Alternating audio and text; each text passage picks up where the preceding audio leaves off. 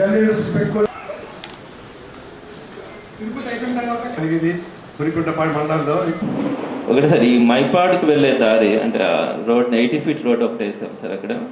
అంటే పెన్నా పక్క నుంచి మైపాడుకు వెళ్ళే దారి కెనాల్ ఉంటే దాని రివెట్మెంట్ కూడా ఆ పనులు స్టార్ట్ అయ్యి చాలా వరకు జరుగుతూ ఉన్నాయి. ఈ జాఫర్ సాహెబ్ కెనాల్ రివెట్మెంట్కి ఈ మైపాడు రోడ్డుకి మధ్యలో కొంత ఇరిగేషన్ కెనాల్ ఉంటే దాన్ని ఒక 26 ఫీట్ రోడ్ వాకింగ్ ట్రాక్ని కూడా అక్కడ వేసుకున్నాం. అంటే కెనాల్ రివెట్మెంట్ పక్కన వాకింగ్ ట్రాక్, ఆ పక్కన ఒక పెద్ద డబుల్ రోడ్ మనము వేసుకున్నాం. మధ్యలో గ్రీనరీ కూడా చక్కగా దాని కింద సుమారుగా చాలా గ్రామాలు ఉన్నాయి. వాటికి పోయేదానికోసం సౌకర్యంగా ఒక బ్యూటిఫుల్గా అక్కడ తయారవుతూ ఉండింది. అయితే నేను ఈ సందర్భంగా మీకు ఒక 3 డౌట్స్ ఉన్నాయి. వాటి గురించి మీ నుంచి సమాధానం అడుగుతున్నాను సార్. ఒకటి, ఈ పెండింగ్ వర్క్స్ కెనాల్ రివిట్మెంట్కి సంబంధించి పెండింగ్ పనులు ఎప్పటి లోపల పూర్తవుతాయి? ఇంకా అవి అట్లే ఉన్నట్టున్నాయి. ఇకపోతే రెండో పాయింట్కి వచ్చేటప్పటికి అక్కడ 26 ఫీట్ వాకింగ్ ట్రాక్ అన్నది ఇరిగేషన్ వాళ్ళదేనా, మీ స్థలమేనా? మూడోది, ఆ వాకింగ్ ట్రాక్కి అక్కడ వేసినప్పుడు యూటిలైజేషన్ ఏమని ఇచ్చారు?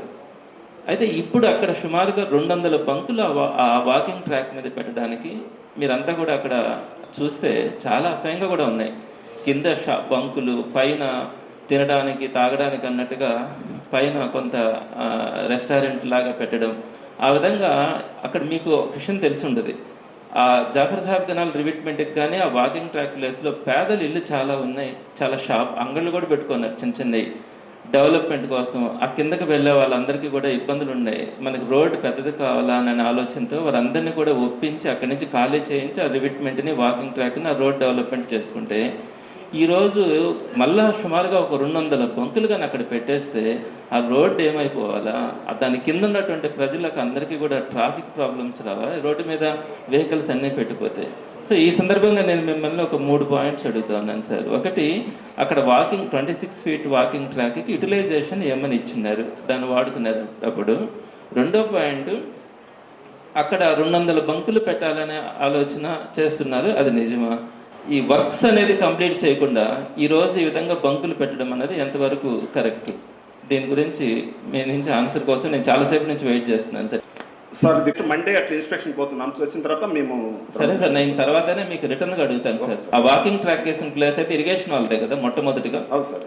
అయితే ఇప్పుడు దాని మీద బంకులు పెట్టారు సార్, మీరు గమనించారా సార్ దాన్ని? ఆ వాకింగ్ ట్రాక్ మీద పరిశీలిస్తాం సార్. బంకులు పెట్టారు సార్, 10 రోజుల క్రితం పెట్టారు, పేపర్లలో కూడా వచ్చింది. మీరు ఇంకా పరిశీలిస్తామని చెప్పడం కూడా అంత గౌరవంగా ఉండకపోవచ్చు.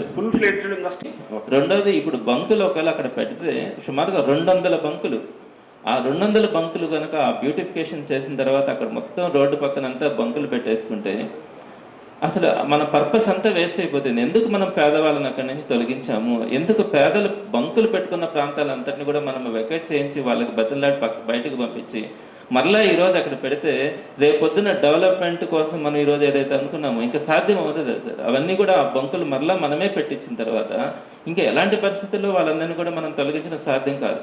ఇది చాలా, నాకు తెలిసి అయితే నెల్లూరు నగరంలో అది చూసినప్పుడు చాలా బాధ కూడా అనిపిస్తూ ఉంది. సో ఆ విధంగా చేయడం అనేది కరెక్ట్గా నాకు రిటర్న్గా కూడా మీరు దాని మీద ఆన్సర్ కావాలి. ఏ ఉద్దేశంతో అక్కడ మీరు ఇచ్చినారు? ఇప్పుడు అక్కడ పెడుతున్న మాట నిజమా కాదా? ఒకవేళ పెడితే ఎవరికి ఇస్తా ఉన్నారు?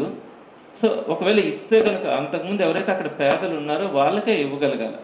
ఒకవేళ ఖచ్చితంగా లేదు పాడైపోయినా పర్లేదు ఇస్తామని ఆలోచన కనుకుంటే ఆ విధంగా నన్ను చేయాలి. సరే సార్. సో ఖచ్చితంగా మీ దగ్గర నుంచి నాకు ఒక రిటర్న్ ఆన్సర్ దాని గురించి కావాలి సార్. Okay sir. ఓకే.